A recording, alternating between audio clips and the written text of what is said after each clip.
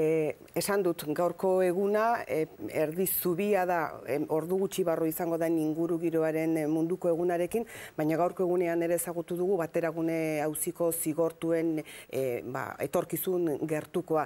Iñigo Urkulluri entzun diogu nolabaiteko balorazioa egiten, baina zuk ze hausnarketa egin duzun ere jakin nahi nuke? Bueno, ia esan da, lehendakariak berak esan duen hausnarketa, nik bat nator berarekin, eta beti gobernutik beti esan dugu pertsona hauek ez ziren kartzelan egon beharko gai dauden gauzengatik, eta beste momentuak edo beste garaiak bizitzen ari gara gure lurraldean, eta pentsatzen dugu baita justizia horren islada izan beharko zuen. Baina, orain daukagunak, gaur goizean ikusi dugu hori, eta nik uste dute hurrengo egunetan ere gobernutik beste balorazio sakonak izango ditu. Izango direla. Gaur bertan ezagutu dut Eusko Jaurlaritzak berriki egindako ikerketa soziologiko bat, eta horren arabera, Araba, Bizkaia eta Gipuzkoako biztanleok kontzientzi ekologikoa handia marra dugula ondorioztatu duzue. Zein izan dira zuk ikerketa horren ostean atera dituzun ondorio nagusiak? Gu beti esaten dugu, Euskal Herrian oso barneratuta daukagu ja ingurumen gaiak eta ingurumen kezkak, ez? Eta, honen emaitzak ikustia, inkesta honen emaitzak ikustia, ematen digu arrazoia, ero alde baten edo besten ematen digu bultzada egiten ari garen lanean jarraitzeko. Ze herrialde honetan daramagu, ez dakit, 25 urte ingurumena lantzen oso serioski, eta orduan orain ikusten ditugu horren fruituak, eta ez daukagu oraindik 100%, eta orduan galdetzen dugunean jendeari eak eskatzen zaien ingurumena, naiz eta momentu honetan beste pertzepzioak daude, eta beste gauzetan jendeak eskatuta egon, alata guzti, eukitzen dugu oso portzentaia handia, ez dakit orain buruz, baina uste dute 160 piku, hori da, eta 100era heltzeko oraindik badaukagu lana, baina benetan pozgarria dela. Gainera, atentzioa eman didan beste kontu bada, jendeak esan duela, naiz eta garestiagoa izan, edo naiz eta krisi garaian egon, beraiek herritarrek apustu egiten dutela egoera jasangarriago baten alde, eta inguru giroaren aldeko lanaren alde. Posible izango da hori krisi garai honetan? Nik uste dut, baiet, ze batzutan ez dira bakarrik diru kontuak, baita dira keinuak edo ohiturak edo zelan egiten ditugun gauzak, aurten esan duzu lehen, bihar ero berehala hasiko gara munduko ingurumen eguna ospatzen, eta aurtengo leloa da pentsatu, elikatu eta aurreztu. Eta horrekin gu ere bat egin dugu, lelo horrekin, Gobernu Kontseiluan gaur onartu dugu ebazpen bat eta horrekin bat egin dugu. Eta horrek zen nahi du ezan, azkenean gauza txikietan ere, ze bazkaltzen dugun, ze jaten dugun, ze lan elikatzen dugun, ze erosten dugun, ze botatzen dugun, azkenean dena lotuta dago. Eta beti esaten dugu, ingurumenak kudeatzen dugunok, transversalidadea, ingurumenak daukan transversalidadea, eta azkenean politika guztietan sartzea. Batzutan ez da, azpimarratu nahi dut hori, ez dela dirua sartzea, ero zenbat diru sartu duzu ingurumen programan, batzutan ez da hori bakarrik. Da, industrian zelan kudeatzen den ez dakiz zer, zelan bultzatzen duzu kudeatzeko edozein gauza isurketak, edozein gauza, zelan produkzioa zelan hitzen da. Azkenean, sartu gara ja momentu baten, non jendeak pentsatzen ditu gauzak hasieratik, baita ez dakit eraikuntzetan. Ez da gauza bera, zelan funtzionatzen duen eraikuntza bat, aurretikan eukitzen baduzu kontuan, diseinuan eukitzen baduzu kontuan, energia ez dakitzen bat gauza, eta ez gero, ez dakit, ez dagoela isolamendu nahiko, eta orduan alferri gastatzen kalefazioa, edozein gauza. Orduan ikuste dut, planifikazio horren lana oso importantea da, eta hori ez da ingarestia. Edozein kasutan badira, dirua eskatzen duten kontuak, zuk azpimarratu zen duen lan honetan hasi zinenean, etzala hau izango proiektu erraldoien aroa, badaude oraindik ere egiteke dauden batzuk eta zer esana sortzen ari direnak, baina hortara iritsi baino lehenago galetu nahi nizunzuk onartu duzu eta alatzat duzu zure burua, abertzaletzat duzu zure burua, eta beraz, herri hau ulertzen duzu, Euskal Autonomia Erkidegoa, Nafarroa eta iparraldeaz osatuta, eta ikusten dituzu beraz, hau dela, adibidez, aeroportu bat Baionan, beste bat Bilbon, beste bat Donostian, beste bat Iruñan, beste bat Gasteizen, hori zer da beharrezkoa edo handikeri bat nolabait esateko gurea bezalako herri batean, onartu administraziozatik eta edo ez onartu.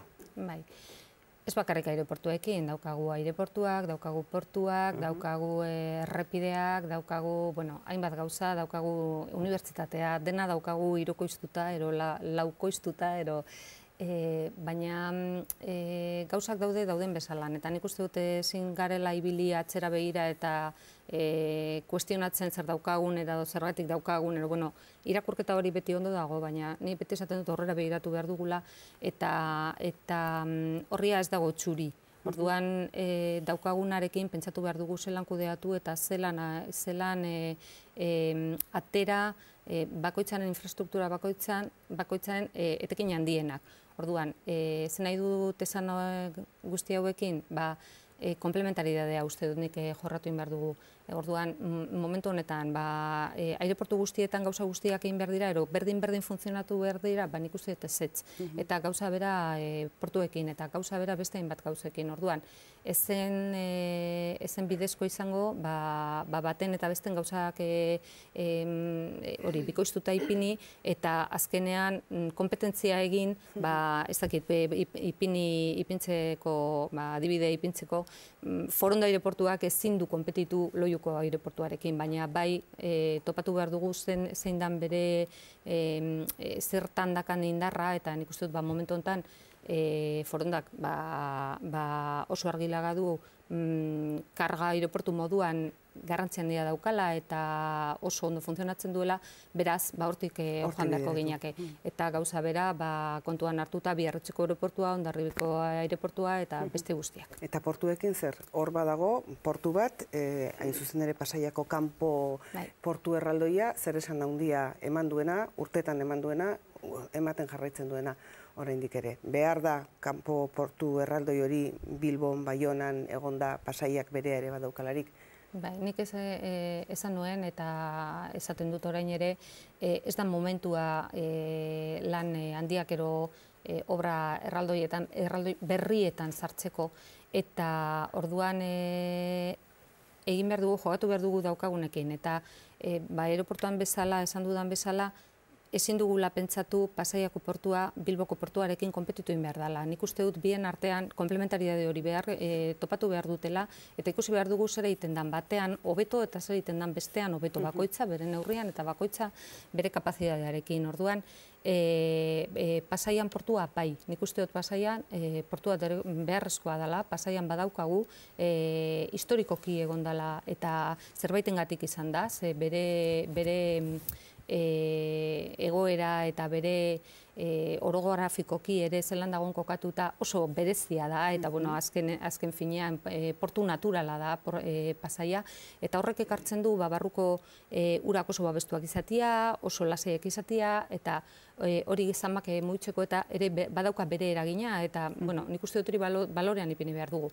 Baina kontuan lagagabe, ze Pasaiako portua dago herrien artean, eta han bizi da jende asko, eta orduan konpatibilizatu egin behar dugu portuko erabilera eta baita herritarren bizitza. Zer ekartzen du horrek?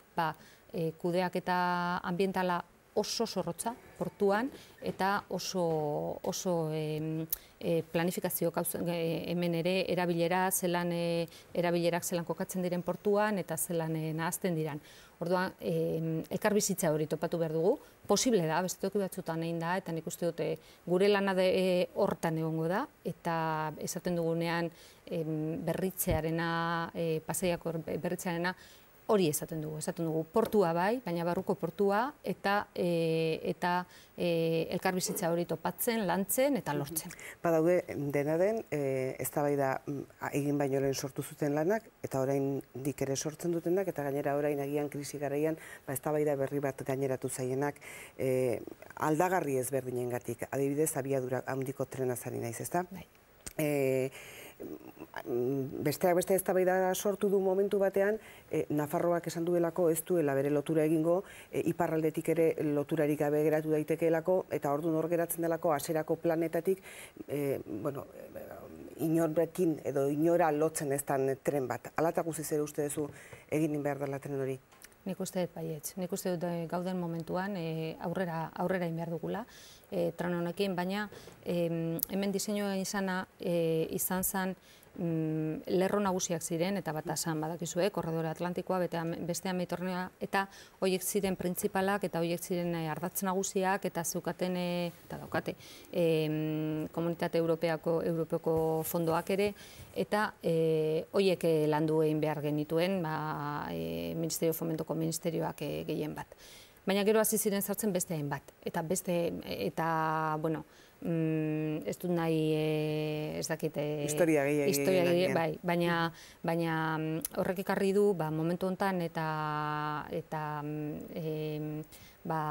diruaren falta honekin, beraiek esatia ezer ez dela jarraituko, ez dutela jarraituko egiten zatiak abiadura handiko infrastrukturarekin, baizik eta orain izaten denan hirugarren linea horrekin askoz merkeagoa dalako, noski, zati zazpia itzen da, inbertsio bat abiadura handian eitzen baduzu, ero bestean bider zazpien behar duzu, ero zati zazpi segun zer, eta orduan zaku horretan sartu gaituzte guztia. Eta nik uste dut hori ez dela bidezkoa. Azken finean jarraitzen dugu izaten ardatzen nagusi batzuk, ero estrategiko batzuk, eta Atlantikoa bat da. Eta daukagu egin da, momentu honetan gerta daiteke, jarraitzen badut esaten duten bezala, bakarrik Burgos Gasteiztik dagon zatia 3 lerro horrekin. Eta beste guztia abiadura handia, orduan horrek ez daka, nik uste dut horrek ez daka inolako zentzurik, eta orduan guk eskatzen ari gara ministeritzan mantentzeko priorizazioak, diruaren eskazia ez da dena ez, baizik eta zer behar dan eta zer ez. Edo zein kasutan, ministerioari eskatu behar zaio aipatu duzun hori, negoziatu behar da nola sartuko den trena hiriburuetan ere, eta Bizkaiko zatiaren erdikoa zuek hartuko dezuen zuen gain eta kupoaren bidez ordainduko dezuen, 3 gauza horiek daude negoziatzeko, ez da? Daude eskatuta, gaude eskatzen, oraindik ez dakagu erantzunik, baina gu gaude beraiekin batzordetan eta lan taldeetan pasaden astean egon ziren hemen adifeko teknikariak, ni egon naizea ministrarekin eta baita estatuko sekretarioarekin ere hauek eskatzen, eta momentuz ipiniko ditugu martxan, ekainean orain pasaden asteko bilaren ostean, gaude prestatzen materiala hasteko hirien sartzeko batzordekin. Horiek nik uste dute ekainean martxan egongo direla, bidaliko ditu aste honetan gutun batzuk, gainera hor bai, hasieran eskatu genion ministerioari, nahi baldin bazenu bera dagokio ipintzean martxan batzorde horiek, guk eskatu genion gure laguntza, horiek ere antolatzeko, hemengo udalekin eta hasieran esatu zen, gu arduratuko gara, baina orain ja eskatu digute, baietz, gu lantzeko hemengo harremanakero, eta horretan gaude. Orduan ekainean nik uste dut martxan jarriko ditugula, eta gero besteak horre zentroan ero dagon nudua esaten duguna, hor Bergara, Elorrio, eta hori dago oraindik lizitatu gabe. Lizitatu gabe, Orduan hori bai kezkagarria dela, azkenean hori izan daiteke kuello botella bat. Eta hor nahi dugu, eskatu dugu, bueno, bereik daukate proiektuak egin eta lizitatzeko, baina ez dute lizitatzen. Hortik dabiz, eta ja, bueno, ni dakidala behintzat, nirekin egon zirenetik, baina 5 hilabete, eta esan zuten lizitatzeko du, baina ez dute lizitatzen. Beraz, guk esan genion, guk kapazitate teknikoa badaukagu, zuen problema baldin bada eramatea kudeatzea obrak, eta gu hori badaukagu, eta bueno, kenduko dugu kupotik, gurekin ondo goaz, baina ez digute erantzun oraindik, ez bai, ez esaten dute, lizitatuko dutela, hortan gaude. Gauza bat, kupotik kentzeko, lehenengo zuk jarri egin behar dezu, Jaurlaritzak jarri egin behar du, eta Jaurlaritzak badu dirua, orain behin eta berriz esaten nahi zaigunean, murrizketak egin beharko direla hemen, edoan, nola ulertzen da murrizketak egin behar baldin badira, dirua izatea, nahiz eta gero kupotik itzuliko den. Bai, hori beste kontu bat da, ez da hain zuzena. Orduan, horre egiten duguna, kupoa zelan likidatzen da, nero ez dakaz ikusirik gure, bueno, ez dakaz ikusirik diot, gure aurrekontuekin. Iku hartzen dugun diru hori finalista da, obra hori Madrilekin behar du, orduan diru osoa etorri behar da Madriletik.